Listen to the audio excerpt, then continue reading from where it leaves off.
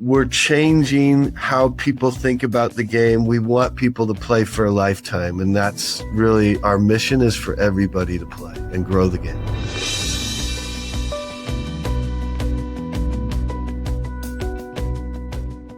Hello, everyone, and thanks for tuning in to the latest edition of Fran Coach's Franchising 101 podcast. I am Tim Parmeter, founder and CEO of Fran Coach and your podcast host. Today, we have a guest joining us, a franchisor, a relatively new one, and one that I really wish was around when I was a kid, because I would have totally been a member of this and benefited from it, and might still be if there's ever one close to me. So excited to talk to them and share all about their brand. First, quick reminder of who we are. Fran Coach is the premier franchise consulting firm. Our number one goal is to properly educate you on franchise ownership to determine if you should own one, and then help you figure out what is your absolute best franchise to own. There's not one best franchise or hottest this or top that. Those things don't exist. We're not here to sell you. We're here to educate you. This is the most individualized and personalized process, and our process is going to focus on you to help make sure you're learning the way you need to learn, what you need to learn, and help you find the best thing. That's us. Now let's get to our guest. All right, we are back on the Franchising 101 podcast, and our guest today is not only part of a franchise, he is the founder. This is his baby, founder and president of a franchise called Shoot 360, Mr. Craig Moody. Craig, thanks for joining us. Thanks, Tim. I appreciate it. Glad to be here. You say that now, just wait. The easy questions are at the beginning to sucker you in, and then the hard hitting ones come later. So be ready. But want to talk all about Shoot 360. I am personally and professionally excited to learn about this one, but always like hearing the stories of people in franchising. So just maybe give us a little scoop of Craig and kind of how you got into this whole space. Sure. So I was I guess I'd say a long time kind of high school and college basketball coach over a couple decades. During that part of my career, I also was involved in a business where we had multiple locations and kind of the equipment rental business. And I did a lot of kind of brownfield and greenfield startups. And then I also had some background in commercial building and residential building. And so I had retired out of coaching in the early 2000s professionally at the college level. And then my kids were really starting to get to a place where they were playing more competitively. And one day I had my oldest son, he was upstairs in what we called our bonus room, which they were playing video games. They were playing 2K. It was a beautiful day outside, and we had a court. And I said, why don't you guys go outside and play on the court and get some exercise? And they said, nah, we'd rather play video games. How crazy of you, Dad. Jeez. Yeah, I know. Just wild, right? And so I literally walked out and looked at my wife and said, if we could have a gym that was like a video game, we'd have it made, right? And that just resonated with me, and I knew about some of the emerging technologies, and I just started to piece it together, to be honest, Tim. And because of my background, I think this is true with a lot of people in life, is that, your experiences converge. And I think that's what happened with me. Is I had this background in running a business, and I had some building background, and I had this coaching background. And I just had an idea to build a gym like a video game. I love it. My 12-year-old asked me a couple years back, and he's like, Dad, what was your favorite video game when you were a kid? And I'm like, oh my gosh, it was this crazy thing. It was called Outdoors. And he kind of looked at me, and I'm like Grandma Trish, which is my mom. I'm like, yeah, she just opened the door. She kicked me out and told me to come back when the sun set. He's like, Dad, that's I wasn't smart enough to say that. Yeah. So tell us a little bit. You gave us a little hint on Shoot 360, but tell us what this business is. Kind of the product, service, and who are who are those customers that are coming in there? Yeah, so kind of our core market and that we really built the brand on is it's the youth, and I'd say active basketball players everywhere from really 6 years old all the way up to through college when they're playing. And what we do is kind of our core disciplines are shooting, passing, and ball handling. And we use technology to help kids get better faster.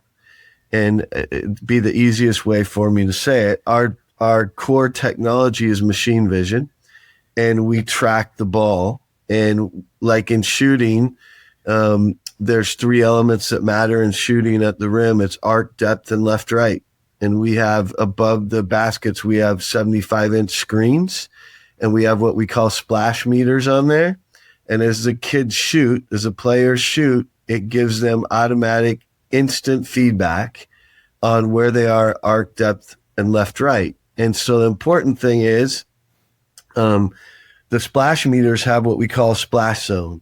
And the perfect shot from science and just what we have from our data, which is over 500 million shots, it's 45-degree arc, 11 inches deep, left or right, 3 inches either side. Right. So the range is 43 to 47 on arc, 8 to 14 on depth, and 0 is actually the perfect, but left 3 or right 3. If you can put the ball in all three of those zones at the same time, you'll shoot 98% or better. Yeah.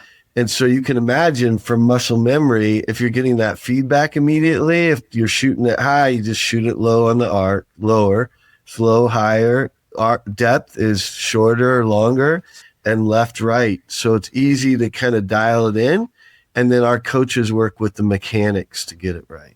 Nice. And then we do passing and ball handling as well. Gotcha. Love it.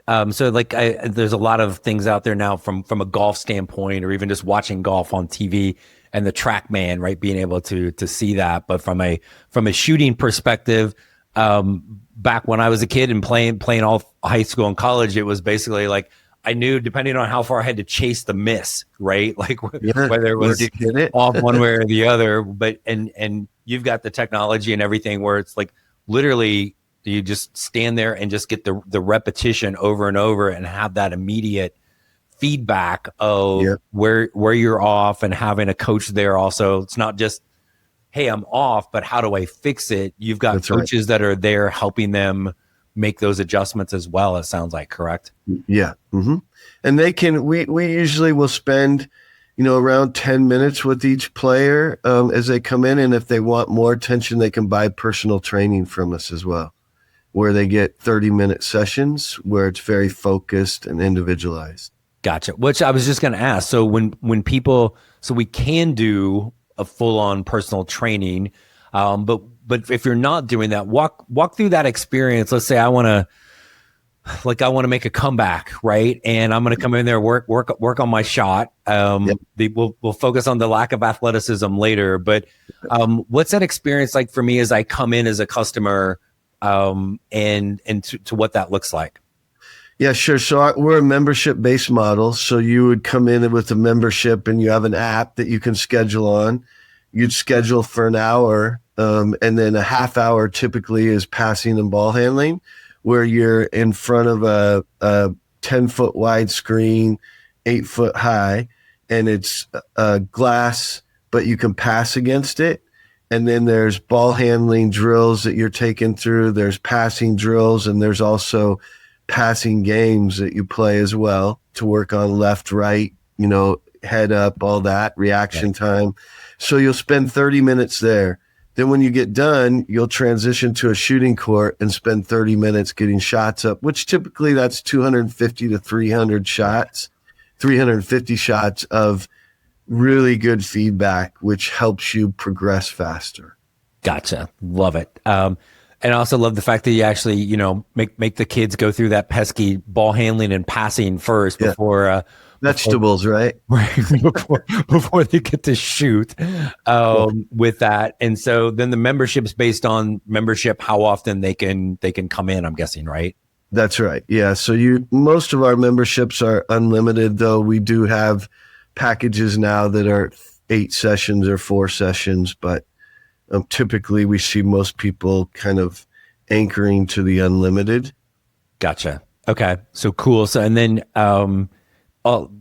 mostly kids, but I'm guessing you've got some adults that maybe they're still playing or see it as even kind of fun exercise to come in there as well.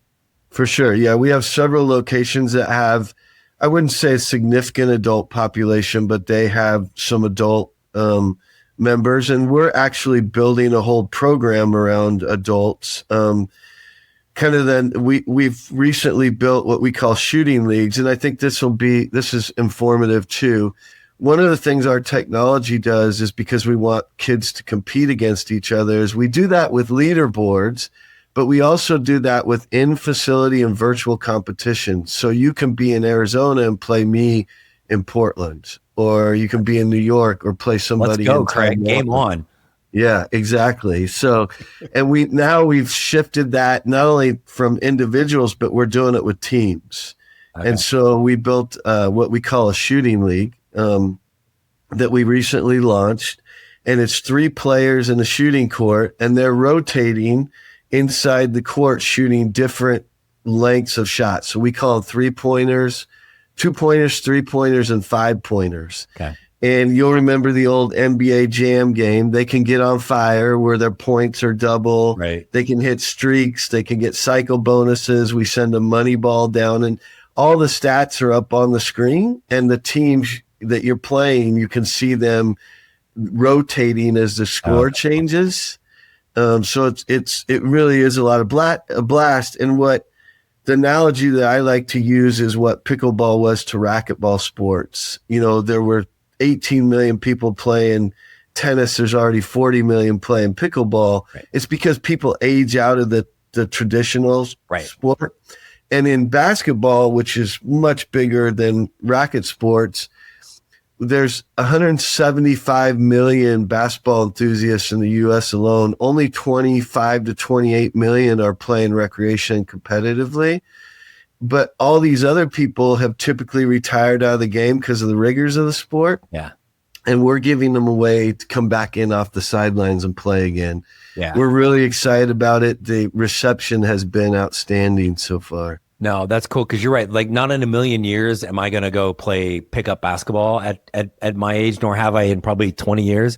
But I'll stand out there and shoot all day long, right? And yeah, I know. Yeah, it's the last thing to go, Tim. Shooting. The muscle memory here up is still good. The lower, not so much. So that's super cool. And so talk about the kind of well, I was going to ask one question before the space.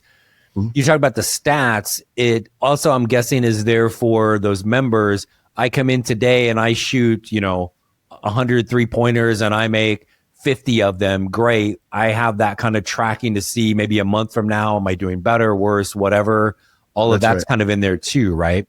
Yeah, you have a profile and you access that through your app, and you can see all the trend lines, and there's a shot chart. So it'll show you where you're shooting from. We're now also transitioning to shot classification. So we'll be able soon to tell you whether you were off the dribble or it was a catch and shoot. Oh, cool. So that we can measure, we're using AI to tell you you're weak going right off the dribble. And so this is the program that will fix that, right? So that's awesome. Okay, very cool. And then we've talked about the space this is in. Mm-hmm. In terms of the building? Yeah, like exactly. What do we need from a location, kind of the build out? Yeah, typically we're in a light industrial building with high ceilings. We typically like to see 20-foot high ceilings. Right. And then columns that are at least 50 foot apart. I mean, we have some that are smaller, but if we do any kind of, full court or half court, we like to see the columns 50 foot if we can get them that way. But that's our typical setting, is a light industrial. How big of a space are we looking at? So right now, really anywhere from 6,000 to about 25,000. Oh, wow. Okay. And we do go into some existing facilities where we'll put the equipment in, like a Starbucks and a Target or a Kroger's or something. So we're autonomous in the facility, but some of these bigger facilities, the way that we're able to produce revenue against the square footage is really attractive. Okay. Excellent. Okay, cool. So love all of that. And love the fact that it's unique. It's not like you're one of the 27 franchises out there that paint, right? No offense to the painting franchises, but what do we now? Let's talk about the owner, right? So does does the owner need to be like have a Steph Curry like jump shots, basketball background? What are you kind of looking for in that person? So we love people who are passionate about the game for sure, and the kids that we're serving and families we're serving. But I'd say the important thing is that they are passionate about the game and what we're doing, and then they have some skill sets around administration and business. But, that's what you do when you buy a franchise is a lot of those things are trained, and then the systems are in place for you to execute them. Yeah. And so, we retired coaches that were kind of in the administrative side are great candidates too, right? We're seeing a lot of NBA, WNBA players that have retired have an interest that want to stay in the game. We have several of them that own franchises. So it's a way for them to do something that isn't, as you said, owning a hamburger franchise or something that they're not really passionate about. They just do for the money more or less. And this gives them a place to stay in an area of expertise. Gotcha. Okay. Do you have owner? Are they all full time? Can they be a little bit more semi-absentee and hire a manager? What's that look like for you guys?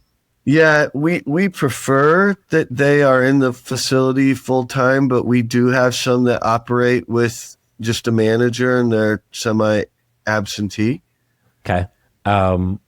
What do we need for staff? I'm guessing you probably have some owners that really have a great background in basketball that might get out and do some of the instruction, but I'm guessing main goal is really to be able to hire those people. Is that accurate? Yeah. And we typically, the way we staff it is it would be a general manager. And then we have what we call a head coach, who's kind of your lead basketball guy, right? In the personal training side. And then he's building out the personal training and the ops inside the actual gym. And then the general manager, who's more focused on the marketing and the staff scheduling and the operations, the overall operations, is kind of how we divide it up. And then you'll typically have maybe one more full-time person and then several part-time people. Okay. And your part-timers are the ones actually doing the instruction, or? Yeah. Right? We teach them we teach them to be a floor coach and ultimately a trainer, personal trainer if they want to, because we pay them commission so they can build a pretty robust pipeline. Oh, cool. Yeah. Okay. Business. Nice. And again, and this is one of those things, and for sure, maybe an owner didn't have to be a professional basketball player or even college basketball player, but see the passion for it. But your trainers, people out there doing it, they kind of know how to play the game a little bit. But I'm guessing a lot of maybe just careers over and want to still stay in the game and really love to giving back to the kids, right? Yeah. With your basketball background, you nailed it right there. And I think you understand it. No one wants to leave the game. We're all kind of forced out in some form. No one really wants to leave it if they love it. And so it's been one of the biggest surprises to me when I started the company was how many people were interested in staying in the game and even wanted to work part-time at night after their regular job just to be a part of the game. Yeah. Yeah, no, I love it. So then talk about some of the support mechanisms that you as the franchisor are providing your owners. I'm guessing a good chunk of that, obviously the technology and where you're getting all the things, but how much do you even help with them understanding how to do the training in each of the locations? Yeah, so we take everybody through what we call a MIT program. So they actually come to our facilities and they're trained there. And then we do quite a bit of online training with them as well. One of the things we're really excited about is that we just hired a new chief operations officer that's been in the industry, in the fitness industry, for 20 plus years, running hundreds of locations. And then Jason Carter. And then we hired Jamie Esslinger as our new CMO, who's just absolutely fabulous. So that level of training and support is going up. We, of course, have FBCs, which are franchise business consultants that meet with our franchisees on a regular basis and help them with business planning and execution and strategy for their local markets. And then we are building stronger and stronger marketing programs. I think anytime you start something, you kind of learn as you go, and you continue to be additive to it and give better and better support over time.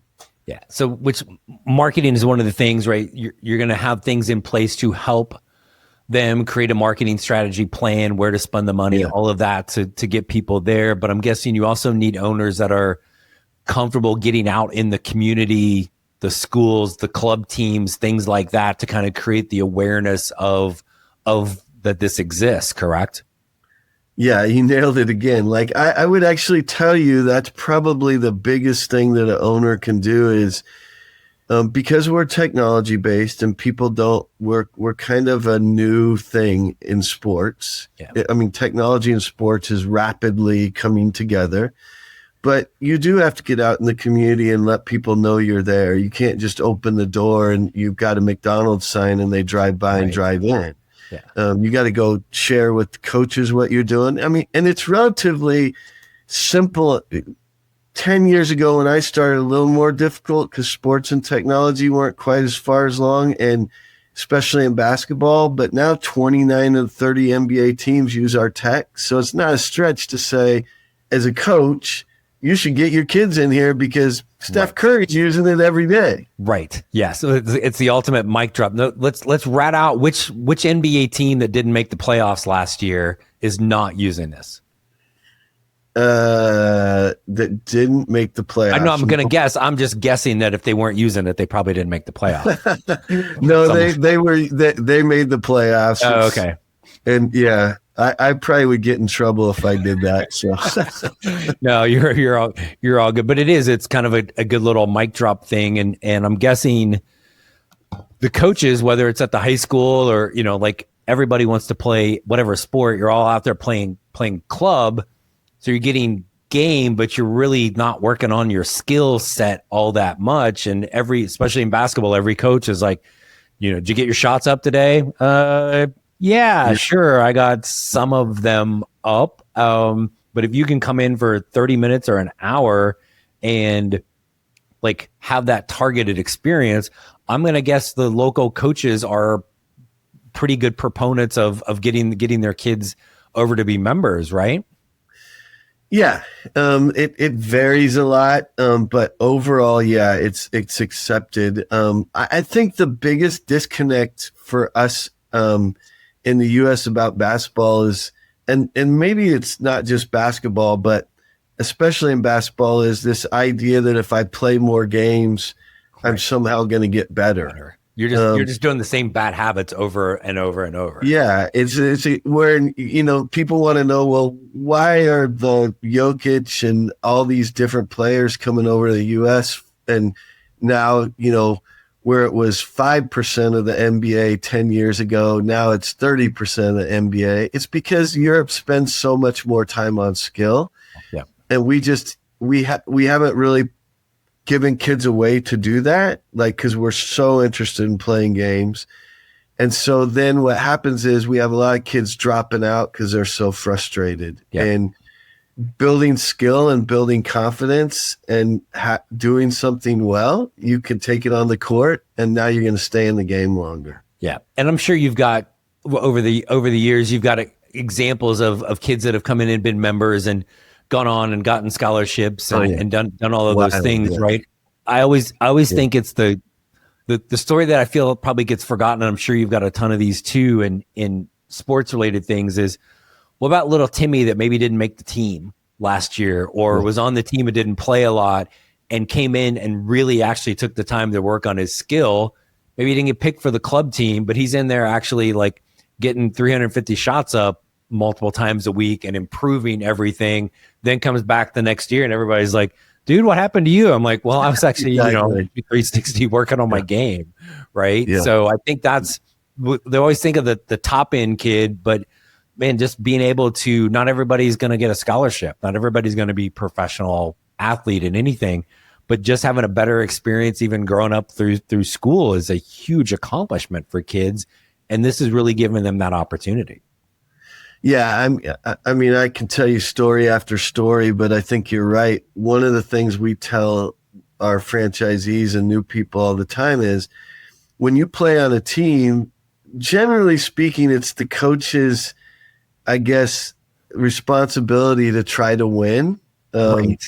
And so he plays the best players. The problem is when you're younger, the best players then aren't necessarily going to be the best players later. Correct. And so what we do is we don't care where you're at on the team. We just help you get to whatever your goals are.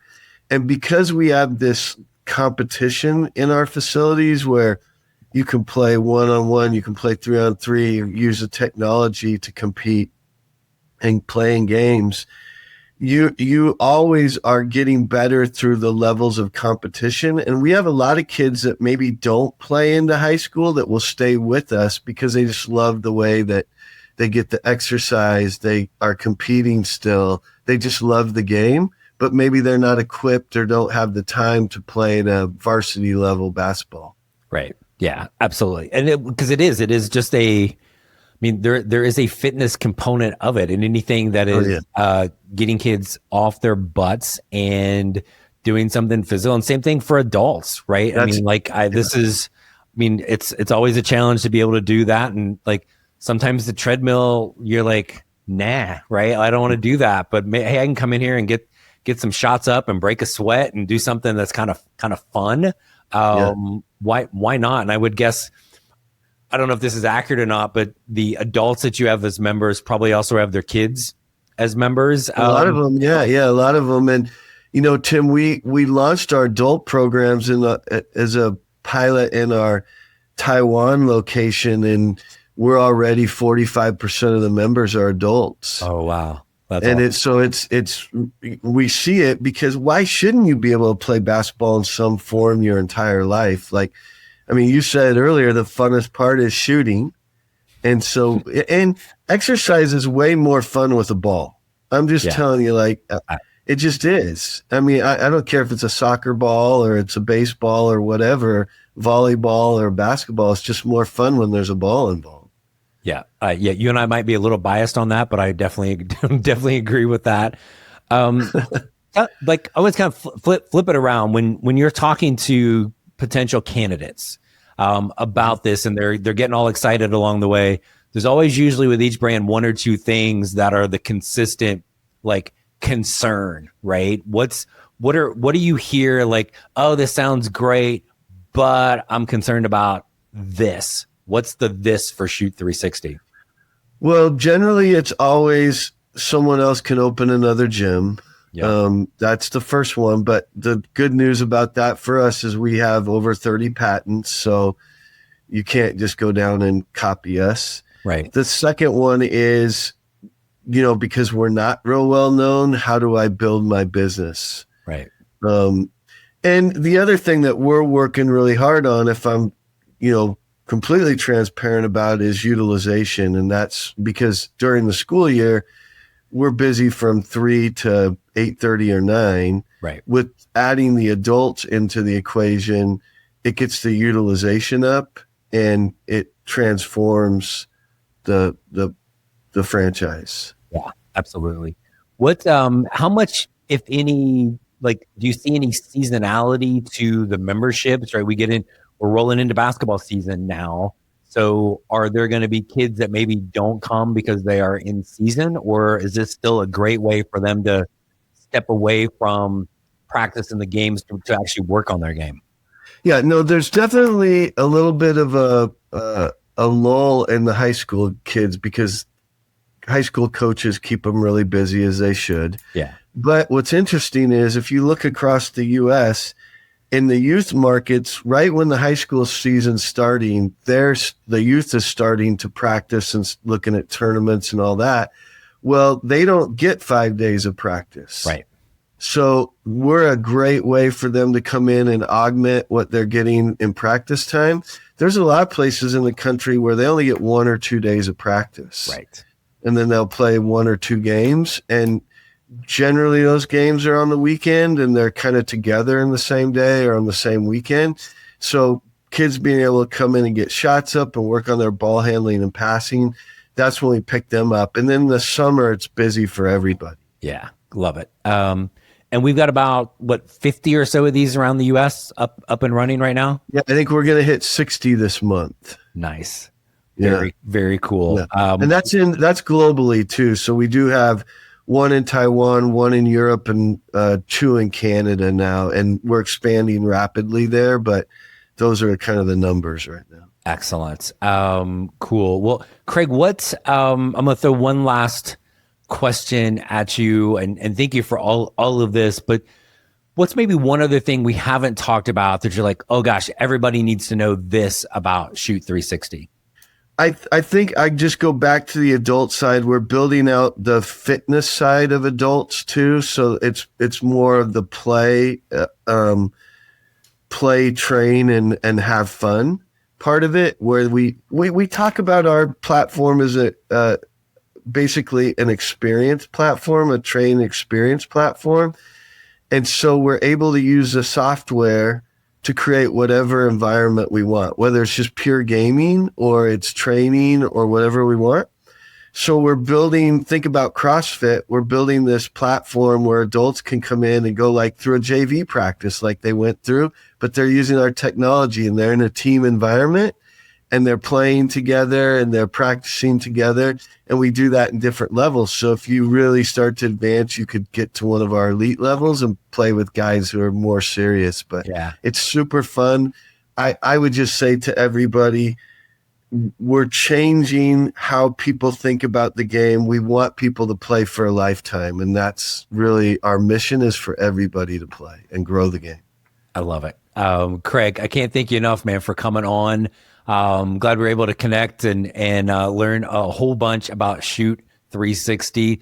We wish you the absolute best of luck as you continue to grow, and thanks for coming on today. Thanks, Tim. I really appreciate it. I want to thank Craig Moody, founder and president of Shoot 360, for joining us again today. Super excited to hear all about that. Got to get one of those close by so I can go work on my game again. So we hope that all of our fantastic loyal listeners that tune in every week, we hope this continues to provide insight into the amazing possibilities that can be achieved in the world of franchising. Couple quick reminders for you where to check out more stuff. Our YouTube channel, Fran Coach For You, as all sorts of stuff, podcasts. Our TV show, the Franchising 360 show, my considerably better half, Danielle Wright, and I are on to season number 2. They brought us back for a second season. Can you believe it? The first episode of season 2 is tomorrow night on the 17th, 8 Eastern, 5 Pacific on Biz TV. Next week, the new ones will all be on our YouTube channel as well. When you are ready to chat, francoach.net is where you're going to find our team. There's never any fee for our service. When you want to learn a little bit more, determine if this is for you, and have us help you find your best match, that's what we're here for. So reach out again, francoach.net. Thanks again for tuning in, and we look forward to chatting with you next week.